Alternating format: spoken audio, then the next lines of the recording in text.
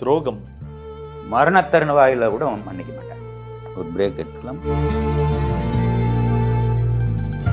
ஒரே வெட்டில 2 டிசைன்ஸ் உதயம் pixel double style dhotis with matching shirt. Poorvika appliances இப்போ பிரம்மாண்டமா ஓஎம்ஆர் துறைப்பாக்கத்தில்.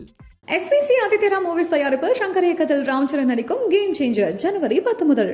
துரோகம்ன்றது மறக்க முடியாது, மன்னிக்கலாம். அது நடந்தது தான். பணம். பணம் என்ன ரொம்ப பாடாப்படுத்தியிருக்கு. சரி, கேட்குறேன்னு தப்பா நினைக்காதீங்க. உங்க முதல் படத்தோட சம்பளம் என்னன்னு தெரிஞ்சுக்கலாமா? சேதுக்கு அந்த படம் எடுத்ததே அவ்வளோ சிரமத்தில். இதில் நான் சம்பளம் கேட்டேன்னா சம்பளமே இல்லையா? காதல் வந்தது போயிடுச்சு. இப்போ ஏற்படுத்துறது இல்லை. காதல் எனக்கு இப்போ அந்நியப்பட்டு போச்சு. நீங்கள் இனியெல்லாம் காதல்லாம் லைஃப்பில் கிடையாது. தனிமை. யாராவது பக்கத்தில் இருக்கணும்னு மனசு தவிக்கும். சாதி. சாதின்னு ஒன்று இருந்தால் தானே கருத்து சொல்கிறதுக்கு. மரணம். ஒரு நாளும் செத்து பொழைச்சிட்டு தான் இருக்கும். உங்களுக்கு எப்பாச்சும் பயம் இருந்திருக்கா மரணத்தை நினைச்சு? சார், நீங்க பண்ண படங்களும் உங்களுக்கு ரொம்ப திருப்தியை கொடுத்த ஒரு படம்னா என்ன இந்த 25 விஷயத்துல அப்படி கேட்கலாம்? பரதேசி, நான் கடவுள். பாக்கி எல்லாம் வந்து ஆர்டிஸ்டுக்காகவும் எனக்காகவும் நான் பண்ண படம். இது மற்றவங்களுக்காக பண்ண படம். ஸோ இப்போ என்கிட்ட சில வார்த்தைகள் இருக்கு.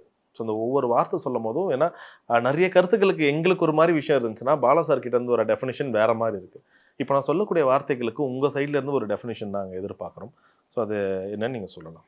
முதல்ல பணம். பணம்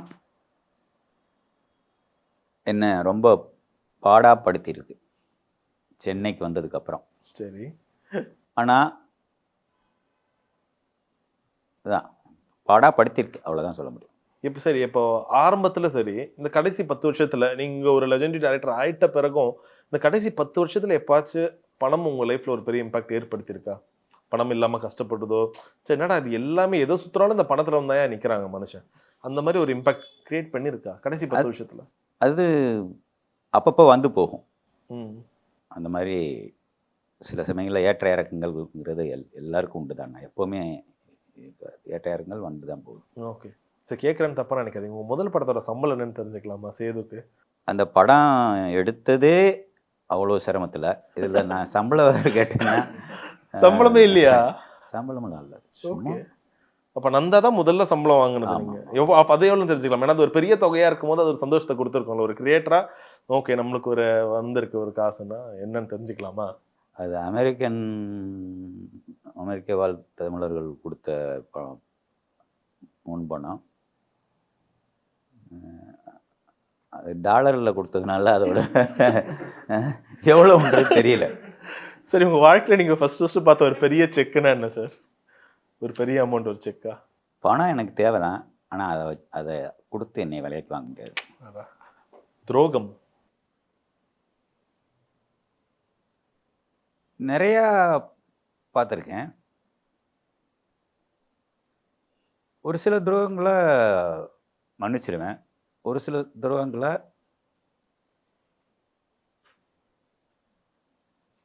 மரணத்தருணவாயில கூட மன்னிக்க மாட்டேன். ஆனா அது என்னன்னு இப்போ சொல்ல முடியாது. இல்ல நானும் கேட்கல. ஆனா அது நீங்க மன்னிச்சிருங்க. சரி, 2 விஷயம் இருக்குல்ல, மன்னிக்கிறது வேற, மறக்கிறது வேற. மறக்க முயற்சி பண்ணிருக்கீங்களா? மறக்க முடியாதுல்ல. துரோகம்ன்றது மறக்க முடியாது, மன்னிக்கலாம். அது நடந்தது தானே. ஏதோ ஒரு வகையில அது ஒரு வழியை உண்டாக்கிட்டு தான் இருக்கும். அடுத்த வார்த்தை காதல். வந்தது போயிடுச்சு, அவ்வளவுதான். உங்களோட படங்கள்ல எப்பயுமே பாலா சார் ரொம்ப ரூடான ஆள், அப்படி இப்படி என்ன வேணா பேசிட்டோம். ஆனா உங்களுக்குள்ள அவ்வளோ ஒரு மென்மையான ஒரு காதல் இருக்கும். முன்பணியா மாதிரி ஒரு மாண்டேஜ் சாங் எடுத்துக்கு அப்புறம் எடுக்க முடியுமான்னு தெரியல. இளங்காத்து விசிதை போல ஒரு மாண்டேஜ். பெரும்பாலும் உங்க படங்கள்ல வந்து அந்த ஒரு 10-11 டான்ஸ் ஆடணும், கோரியோகிராஃபி அதெல்லாம் இல்லை, கதையோட இருக்கும். நிறைய மாண்டேஜ் இருக்கக்கூடிய டைரக்டர்கள்ல நீங்க ஒருத்தர். ரொம்ப எனக்கு தெரிஞ்சு அந்த ஒரு இளம் பருவத்துல நிறைய காதல் வயப்பட்டிருக்கீங்களா? காதல் நான் வயப்பட்டிருக்கேன். இளம் யாருக்கு என்னைய பார்த்து வயப்படல. அது சொல்லக்கூடிய தைரியம் இருந்துச்சு சார் அந்த டைம்ல. ஒரு பொண்ணை பார்த்தா அந்த பொண்ணிட்ட போய் நான் உன்னை காதலிக்கிறேன் தைரியம் இருந்தது. பர்சனாலிட்டி இருக்கணும்ல. ஞாபகம் இருக்கா ஏதாச்சும் ஒரு சொன்ன கதை, இல்ல சொல்லி திட்டு வாங்கினதோ அந்த மாதிரி ஏதாச்சும் நடந்திருக்கா? அப்படி எதுவும் இல்லை. இல்ல. ஓகே. ஆனா இப்ப அந்த ஒரு காதல்ன்ற விஷயம் எப்பயுமே உங்க மனசுக்குள்ள ஒரு ஆழமான ஒரு விஷயம், நிறைய நினைவுகளை ஏற்படுத்தியிருக்கும். இப்போ ஏற்படுத்துறது இல்ல. ம். காதல் எனக்கு இப்போ அந்நியப்பட்டு போச்சு. இனி எல்லாம் காதல்லாம் லைஃப்ல கிடையாது. அப்படி இப்ப ஓரளவு உங்க படத்துக்காக அந்த ஒரு காதல் தேவைப்பட்டுச்சுன்னா எங்க இருந்து எடுப்பீங்க? அது ஒரு கற்பனையா மட்டுமா இருக்குமா? கற்பனையா மட்டும்தான் இருக்கும். ம். சரி, உங்க வாழ்க்கையில இருந்து நீங்க எடுத்து உருவாக்குன ஒரு காதல் சீன் சொல்ல முடியுமா? மேபி அது நடந்துச்சு, இல்ல நடக்கணும்னு ஆசை, இல்ல நான் காதல் பண்ணியிருந்தா இப்படிதான்யா பண்ணியிருப்பேன்னு, அந்த ஒரு கற்பனை கலந்து நீங்க எடுத்த ஒரு காட்சி, மறக்க முடியாத காட்சி சொல்ல முடியுமா? என் வாழ்க்கை அனுபவத்துல காதல் பண்ணவே இல்ல. அது அது காதலே இல்லன்றது தான் என்னோட வாதம். ம், ம். அதுக்கு பக்குவப்படணும். சும்மா டீனேஜ்ல நானும் லவ் பண்றேன்னு சொல்லிட்டு இருக்கிறதெல்லாம் அது காதல் இல்ல. சரி, இப்போ பிதாமகன் படத்துல விக்ரம் அவர்களுக்கு மேல சங்கீதாக்கு வந்தது காதல்னு சொல்லலாமா? இல்ல ஒரு அன்பு, பரிவு, அதுக்கு என்ன ஒரு வார்த்தை சொல்லலாம்? ஏன்னா ஊரே அவன வந்து வித்தியாசமா பாக்குது, ஒதுக்கி வைக்குது. ஆனா இவங்க இப்ப சக்திக்கு கூட அவர் மேல ஒரு அன்பு இருக்குன்னு வைங்க. சங்கீதாக்கு தான் காதல் இருக்கு. அது எதனால உண்டான ஒரு காதல்? அது எப்படி மலர்ந்த ஒரு காதல் சொல்ல முடியுமா? உங்களுடைய ரைட்டிங் ப்ராசஸ்ல. ஏன்னா அவர் சொல்லும்போது அந்த பாட்டுல ஒரு அழுக்கு துணி அந்த அருணாக்கருக்கு ஆட்டும்போது ஒருத்தங்க கண்ணுல கண்ணீர் வருதுன்னா அதுதான் காதல். அதோட ஒரு தூய்மையான காதல் எங்க பார்க்க முடியும்? எப்படி அந்த இடத்துல உங்களுக்கு காதல காட்டணும்னு தோணுச்சு? அந்த பாட்டுலயே வந்து கதை இருக்கும். ம், ம். இப்ப அந்த பாட்டுல நான் கதை இருக்கிறம்போது, அந்த 2, 3 மாண்டேஜ்லயே அவங்க காதல நான் சொல்லாம விட்டுட்டேன்னா, அதுக்கு 2, 3 காட்சிகள் வைக்கணும். ஓகே. அந்த காட்சிகள் வச்சோம்னா படம் லேக் ஆயிடும். ம். அதனால அத பாட்டுக்குள்ள பேக் ஓகே. பண்ணிடணும். பாட்டுன்றது உங்களுக்கு ஒரு பெரிய டூல். ஒரு ஆமா. பெரிய சீன நிச்சயமா, காட்டுறது பாட்ட 2 சீன் தான் நிச்சயமா, சொல்லிடுங்க. நிச்சயம். ரைட். ரொம்ப அழகா சொன்னீங்க. தனிமை. ம். தனிமை உங்களுக்கு எவ்வளவு நெருக்கம்? பிடிக்குமா உங்களுக்கு தனியா இருக்கிறது? தனியா இருக்கிறது பிடிக்கும். சில சமயங்கள்ல யாராவது பக்கத்துல இருக்கணும்னு மனசு தவிக்கும். 2மே இருக்கு. ஸோ உங்களுக்கு அந்த 3:00 ஃப்ரெண்ட்லாம் இருக்காங்களா சார்? ஏதாச்சும் மனசு சரியில்ல, வாடா மீட் பண்ணலாம், இல்ல எங்கனா வெளியில போலாம் அந்த மாரி? சினிமாக்குள்ள சார்? இல்ல. இல்ல அந்த மாரி யாரும் இல்ல. ரொம்ப நெருங்கிய மிஷ்கின் சாரோ இல்ல அந்த மாரி கூட யாருமே இல்ல. அதுக்காக 3:00 போயிட்டு பண்ணுவாங்களா? அப்போ உங்க தனிமைக்கு நீங்க தான் ஆறுதல். ஓகே. சாதி, ஜாதி. ம். ஸோ அத பத்தி உங்களுடைய கருத்து என்ன? சாதின்னு ஒண்ணு இருந்தா தானே கருத்து சொல்றதுக்கு. ஆனா இருக்குல்ல சார், இப்பயும் அத அது தழுவி. இவங்க இருக்குன்னு இவங்களே சொல்லிக்கிட்டா. ம். இது மனுஷன் உருவாக்குன ஒரு ஒரு குளக்கட்டை பிடிச்ச மாதிரி. ஆளாளுக்கு ஒரு குளக்கட்டை பிடிச்சி அதுக்கு ஒரு பேர் வச்சுக்கிட்டானுங்க. அவ்வளோதான். மற்றபடி சாதின்றது எனக்கு அதில் ஒரு நம்பிக்கை இல்லை. ஓகே. உங்க படங்கள நீங்க ஆசைப்பட்டிருக்கீங்களா? ரொம்ப ஒரு ஆணித்தரமா, ஒரு அழுத்தமா காட்டணும். இந்த சமூகத்துல நடக்கிற ஜாதி இல்லை, அடக்குமுறையும். ஏற்கனவே ம். குதிச்சு போய் தான் இருக்கு. இதுக்கு இடையில நானும் ஒரு படம் எடுத்து அதை அந்த நெருப்பை கிளறி விட நான் விரும்பல. சரி, சரி. அது தானா அடங்கட்டும். ஓகே. மரணம். மரணம் உறங்குவது போலும் சாக்காடு, உறங்கி விழிப்பது போலும் பிறப்பு. ஒரு நாளும் செத்து பொழைச்சிட்டு தான் இருக்கோம். உங்களுக்கு எப்பாச்சும் பயம் இருந்திருக்கா மரணத்தை நினைச்சு? எல்லா மனிதர்களுக்கும் அது இருக்கத்தானே செய்யும். அப்பப்போ வந்து போகும். ம். அது நிஜம்தான். ஏன்னா சில பேர் சொல்லுவாங்க, உங்க வாழ்க்கையில மரணத்தை பத்தின ஒரு பயம் நீங்கணுமா, இல்லைன்னா வாழ்க்கைனா என்னன்னு தெரிஞ்சுக்கணுமா, நீங்க ஒரு வாட்டி காசிக்கு போய் பாருங்க, அங்க இதாண்டா மனுஷன் வாழ்க்கை, இவ்வளவுதான் என் மனுஷன் வாழ்க்கைன்றதெல்லாம் புரியும்னு சொல்லுவாங்க. அது காசிக்கு போகிறதுங்கிறதுலாம் வேற எக்ஸ்பீரியன்ஸ் தான் கிடைக்கும். காசிக்கு போய் மரணத்தை போய் அங்கே காட்டில் புணங்கள் எறிகிறத பார்த்து பயம் வராது. மரண பயம் வராது. டிப்ரெஷன் வந்துடும். உங்களுக்கு நீங்க அந்த டிப்ரெஷனுக்குள்ள எப்பாச்சும் போயிருக்கீங்களா? ஒரு மாதம். என்ன மாதிரியான விஷயம் தெரிஞ்சுக்கலாமா? என்ன மொத்தமாக கொண்டு வந்து படங்களை கொண்டு வந்து போடுவாங்க. வரிசையாக அந்த காட்டு வரிசையாக மணிகர்ணிகா காட்டு, ஹரிச்சந்திரா காட்டு, அந்த காட்டு, இந்த காட்டுன்னு வரிசையாக இருக்கும். அப்படியே மொத்தமாக 4 பேர் 5 பேரை போட்டு மொத்தமாக எரிச்சிட்டு அப்படியே கங்கையில் தள்ளிடுவாங்க.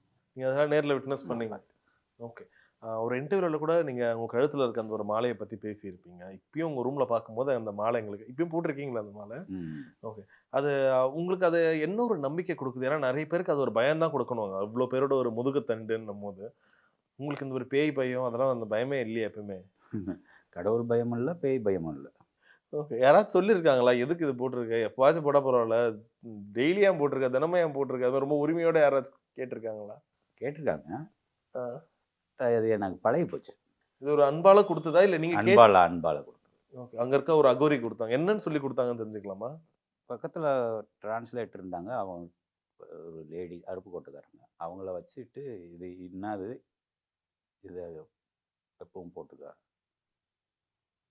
உனக்கு இங்கே இவ்வளோ நாள் இருந்ததுனால நீ அதுலேருந்து மீண்டு வரணும்னா இது உனக்கு பயன்படும். இது தினம் உனக்கு ஞாபகம் வரணும்.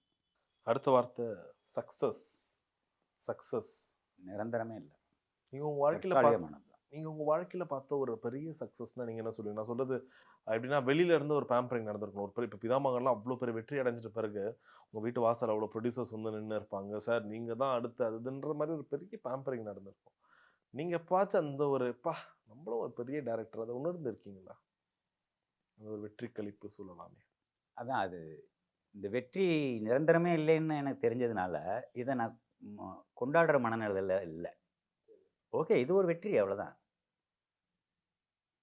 நமக்கு அடுத்து இன்னும் வருவாங்க, இன்னும் இது ஒரு நல்ல வெற்றி படங்களை கொடுக்கறதுக்கு அடுத்தடுத்து வருவாங்க. அவங்களாம் லைனில் இருக்காங்க.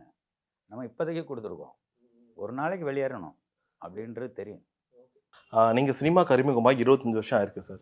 சினிமா உங்களுக்கு கற்றுக் கொடுத்த ஒரு வாழ்க்கை பாடம், ஒரு ப்ரொஃபஷனல் இதெல்லாம் தாண்டி உங்க வாழ்க்கைக்கு ஒரு பெரிய பாடம். சினிமாலேருந்து இதை கற்றுக்கிட்டேன். நான் எதுவும் வேற ப்ரொஃபஷனில் இருந்தால் இந்த ஒரு வாழ்க்கை அனுபவம் இதுலேருந்து எனக்கு கிடைச்சிருக்குமான்னு தெரியல. ஆனால் சினிமா எனக்கு இதை கற்றுக் கொடுத்துச்சுன்னா அது என்ன சார்?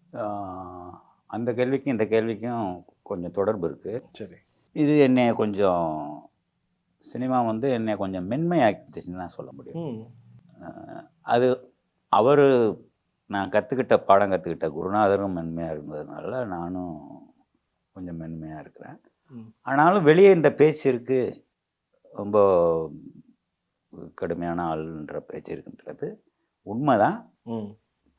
சில சமயங்களில், பல சமயங்களில் நான் ரொம்ப மென்மையானேன். ஓகே. எனக்கு தெரிஞ்ச நான் தான் பாலா புத்தகம் நான் படிச்சிருக்கேன். கண்ணதாசன் அவர்களுடைய வனவாசத்துக்கு அப்புறம் ஒருத்தர் இவ்வளோ ஓப்பனாக அவருடைய வாழ்க்கையை சொல்லியிருக்காருன்னா எனக்கு தெரிஞ்சு நான் தான் பாலாவும் அதுக்கு ஒரு பெரிய உதாரணம் சொல்லுவேன். ஏன்னா சின்ன வயசில் உங்களோட அந்த சைல்டுஹுட் லைஃபாக இருக்கட்டும், அங்கேருந்து நீங்கள் எப்படி மெட்ராஸுக்கு வந்தீங்க, இங்கே என்னெல்லாம் கஷ்டப்பட்டீங்க, நிறைய விஷயங்கள் சொல்லியிருக்கீங்க. இயக்குனர் பாலா ஒரு திறந்த புத்தகமா, இல்லை அவருக்குள்ளேயும் நிறைய சீக்ரெட்ஸ், நிறைய விஷயங்கள் ஒழிச்சு வச்சிருப்பாரா? இல்லை, சீக்ரெட்டும் இருக்கும். அந்த சீக்ரெட்டை நான் வெளியே சொன்னால் மற்றவங்களுக்கு பாதிப்பு ஏற்படும்னா சொல்ல மாட்டேன். ஓகே. மற்றபடி நான் என்னை பற்றி பேசுகிறது எல்லாமே ஓப்பனாக தான் இருக்கும். ஏன்னா மறைச்சி பேசினேன்னா அப்புறம் நானே என் கண்ணாடியில் என் முகத்தை பார்க்க முடியாது. பொய் சொல்லிட்டு வந்திருக்க நீ அப்படின்னு மனசு உறுத்தும். அதுக்காக வெளிப்படையாக இருந்துடுறது நல்லது. சரி. வாலி ஐயா ஒரு மேடையில் சொல்லியிருப்பாரு, பொய் சொல்லலாம் சினிமாக்காரனாவே இருக்க முடியாதையா. கஷ்டமா சார் பொய் சொல்லாம சினிமாவில் எல்லாருக்குமே நல்லவனா இருக்கிறது கஷ்டமா? அப்படி இல்லை. பொய் வந்து உண்மையை சொல்லிட்டோம்னு வச்சுங்களேன், அது கடைசி வரைக்கும் அது உண்மைதான். பொய் சொல்லிட்டோம்னா நேற்று என்ன பொய் சொன்னோம், முந்தா நாள் என்ன பொய் சொன்னோம், அதுக்கு முன்னாடி என்ன பொய் சொன்னோம் அப்படிங்கிறதெல்லாம் மறந்துடும். அப்புறம் சம்மந்தப்பட்ட யார்கிட்ட பொய் சொன்னோமோ அவங்கள்ட்டே வேற ஒரு பொய்யை சொல்லுவோம். அதனால் உண்மையை மட்டுமே சொல்லிகிட்டு இருந்தோம்னா எல்லார்ட்டையுமே ஒரே மாதிரி தான் உண்மையை சொல்ல வேண்டியதுன்னு எல்லார்ட்டையும் ஓப்பனாக இருக்கும். சார் நீங்கள் பண்ண படங்களும் உங்களுக்கு ரொம்ப திருப்தியை கொடுத்த ஒரு படம்னா என்ன இந்த 25 வருஷத்தில் அப்படி கேட்கலாமே? பரதேசி, நான் கடவுள், இந்த 2 படமும் ஒரு தனி ஒரு திருப்தியை கொடுத்தோம். ஏன்னா அதில் வந்து அதில் ஒரு நான் கடவுளில் அந்த பிச்சைக்கார உலகத்தை காமிச்சது, பரதேசியில் அவங்க டீ எஸ்டேட் போனாங்க அவங்களோட கஷ்டத்தை காமிச்சது. அது உண்மை இல்லை, இது ரெண்டுமே நடந்துக்கிட்டு இருக்கிற உண்மை. ஆமாம், நடந்துக்கிட்டு இருக்கிற உண்மை ரெண்டையும்.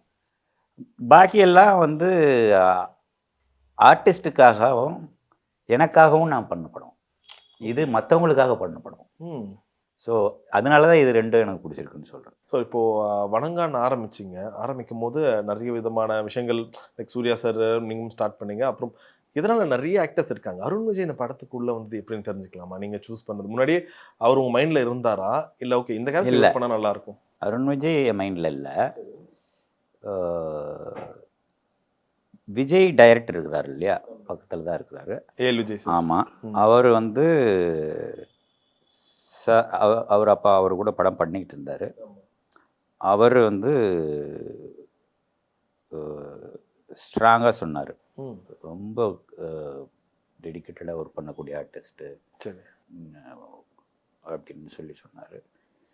அப்புறம் நேரில் பார்த்தேன், பேசினேன், ரொம்ப பிடிச்சி போச்சு ம். அந்த ஆட்டிடியூட், ஓகே. அந்த அந்த அவரோட நடந்துக்கிட்ட விதம் வந்து ரொம்ப பிடிச்சிருந்துச்சு.